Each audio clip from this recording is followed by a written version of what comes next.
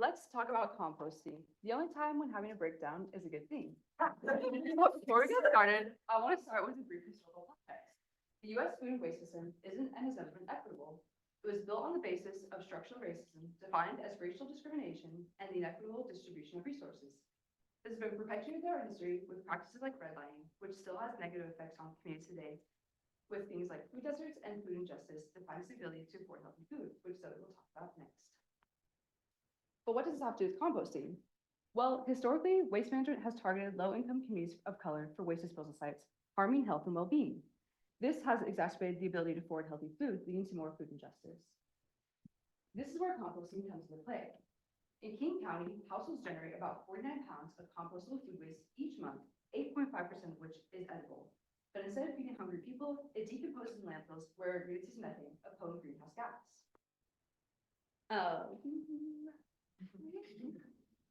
And single-family homes generate more food scraps than multifamily homes. In addition, single-family homes have better access to compost services than multifamily homes. So I asked the question, what barriers to multifamily residents face the composting in Washington State? To answer my question, I interned with Zero Waste Washington, a Seattle nonprofit engaged in systemic change for responsible, sustainable, and equitable resource use through laws and programmatic changes. I conducted a literature review focusing on environmental justice, composting, and the waste industry. I also created a survey that I administered to multifamily residents, as shown in the picture above. Through my work, I found some of these barriers to composting.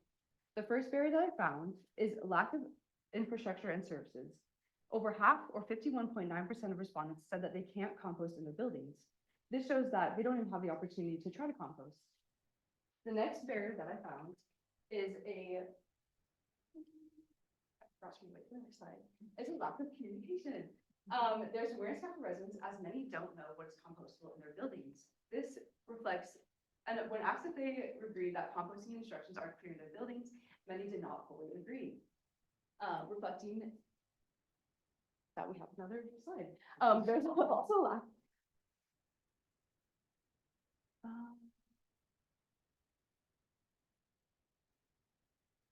Wait, I think the slides might have gone messed up. No, they didn't. There's also a lack of accessibility and inconvenience challenges. Even when composting services are provided to residents, many can't access these services. 10% of respondents cited that they can't access compost because of cost. Additionally, many residents can't access these compost bins because they're too far away and inaccessible. And apartment space is often insufficient. For those that could compost, 43% of respondents said that they could compost because they had enough space to be able to compost. But on the bright side, I found that many people hold positive attitudes towards composting. A majority of residents strongly agree that composting has a positive impact on the environment, and they express a willingness to improve and desire for better facilities. So based on my findings, I came up with some recommendations to address these issues. My first recommendation is to require a statewide mandate for composting services to be required in all multifamily residences. All buildings should provide these services to their residents, and we can make this mandate successful by providing tenants with logistical support and educational materials to distribute to their tenants. We also need to promote more open landlord-tenant communication. My next recommendation is to improve accessibility and infrastructure. We can do this by placing bins on multiple floors of buildings and designing compost facilities to be accessible to people with mobile disabilities. We can reduce the costs by providing low-income communities with subsidies or free bins and bags. My last recommendation is to expand educational initiatives. Starting environmental education at a younger age is effective. We also need multilingual and culturally sensitive resources that can be provided in communities and schools through workshops, community programs, and community gardens, as seen above.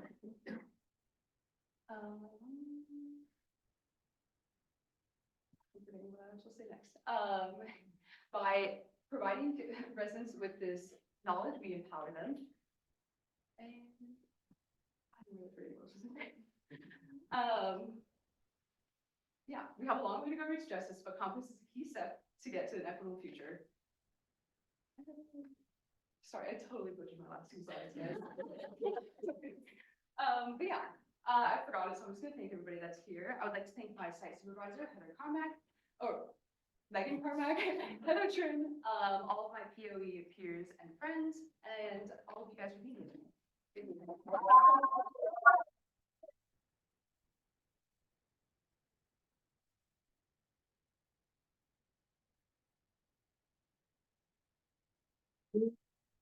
Time for one, maybe two questions.